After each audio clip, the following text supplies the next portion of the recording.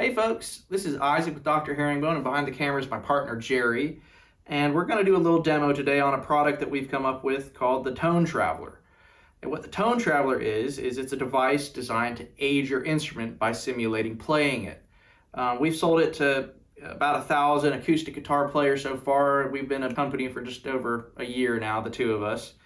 And what the Tone Traveler is it's a speaker that is designed to sit on your guitar right at the bridge, and it simulates someone just sitting there strumming the strings as hard as they could. Actually, it's more efficient than sitting there strumming the strings as hard as you can, because it continuously generates tone that vibrates the body of the guitar. Whereas, if you were to strum a G chord, you go by, your low E string, your A string, etc. once. One downstroke only hits each string once. Whereas this is constantly, every second of every minute of every hour is like someone just sitting there tremolo picking each string simultaneously. So we've sold it to a bunch of acoustic guys, and one of the questions we get the most often is, does it work on electrics? And we haven't really been able to answer that question because we've never tried. We're kind of acoustic guys ourselves, and it just never really occurred to us. But today we're going to answer that question, hopefully. And our patient in question, our test subject, is this really cool old 1964 pre-CBS Fender Music Master 2 that I picked up at the Amigo Guitar Show. And the reason why we picked this guitar specifically is because it hasn't ever really been played, it looks like. There's no fret wear on the frets at all. Hasn't been refretted. Original frets with no wear on them. There's not even a scratch on the pick guard. This thing is about as mint as they come. And it's the only electric guitar I own that hasn't really been played. So I've been leaving it in the case, just getting it ready for this test. And today we're going to see what happens when we leave the Tone Traveler on here for the rest of this afternoon, overnight, into the morning, where we come in, hopefully next morning, everything going well, and turn it off. And we're going to do a time lapse of the Pro Tools session in there, showing what happens. And the way we're going to capture the results is we're just going to record the pickup, because the strings sympathetically resonate with the vibrations generated by the Tone Traveler. So hopefully the pickup's going to pick up those sympathetic vibrations. We're going to run it into a DI box, so it's as pure of a signal as possible, no amp or anything like that. And we're going to run it into a channel strip on the board in the other room, and we're going to record it direct into Pro Tools and take a look at that waveform and see what happens to it. Your guess is as good as mine. Hopefully, a bunch of good stuff's going to happen. And yeah, we're really curious. We love doing this stuff, and obviously there's a whole bunch of ways that we could cheat at this, and we're just asking that you trust us not to do that. And we're, like I said, we love this stuff. We're really excited to see what happens. So yeah, I'm gonna go ahead and put the Tone Traveler on there real quick. Let me grab it and show you how that works. So the way that works is that the little speaker just goes right here in between two strings, slides right down to the saddle, and sits on there right at the bridge, right where the vibrations of the strings would normally go into the instrument.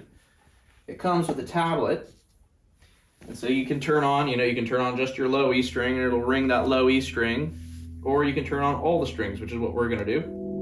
And it will ring all 6 strings, and you can feel those strings vibrating along with it, just like I were to pluck a string. And you can feel the whole body, the neck, all the way up to the headstock, just humming away along with it. And it's like I said, it's like someone sitting there playing it all night.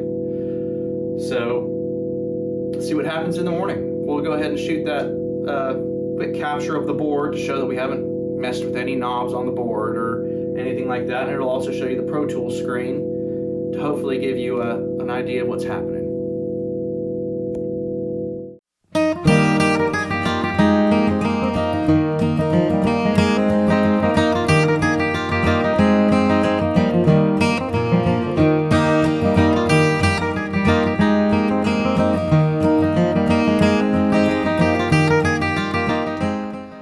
So the morning we came into the studio, it was showing the full 14 or so hours on here.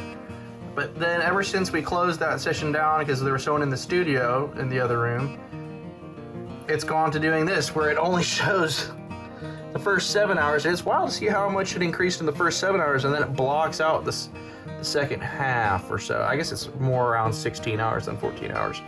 But it's interesting though, you can hear the audio still, and that audio isn't gone. So here's the beginning, where I've got my playhead right there.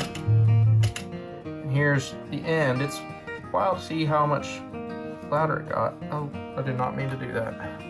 There we go. Let's put that playhead right. So there's still audio throughout all this.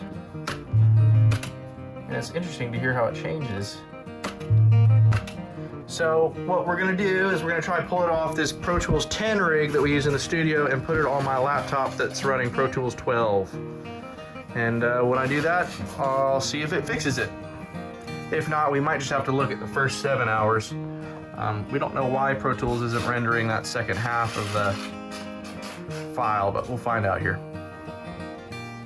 All right, so we're gonna see if Pro Tools on my computer can open it, and if that doesn't work, I'll try opening it in Reaper. I guess, you know, Pro Tools isn't really designed typically to be having 14 hours worth of audio to look at, so maybe that's part of our problem. But I also have Reaper installed, so we'll see if that can open it. And we'll just keep trying, and maybe we'll just have to go with the 7 hours. I'm not sure yet, but we're gonna try our best to get you the full 14. All right, I was able to get Pro Tools to open the file on my computer here. So it actually ended up, I think at some point I may have said 14 hours, but it ended up being closer to 16, 18, 19 hours, somewhere in there. It's kind of hard to tell. 1100 minutes is 19 hours. So it's interesting, it definitely got louder over the course time, with the peak really being at this 12-hour period. Of course, these changes are pretty minor, but it's interesting to see this upward trend. And then it kind of dropped off. I don't know if maybe the guitar started to go out of tune, so it wasn't resonating as much. That could be a reason for that. Just over the course of a night, you know, that the strings can go out of tune. But it is really interesting, especially in the first 7 hours, we had this really kind of steep upward movement, and then kind of a drop off, and then a peak here around that 12-hour section. Be interesting to get to run one for, you know, a couple days, but it's really hard to record for really long periods of time because it makes some pretty huge files, but still very interesting to see how that happened, you know. Give us your theories in the comments as to why you think that in the first 7 hours it kind of had that big uptick with a peak around 12 hours.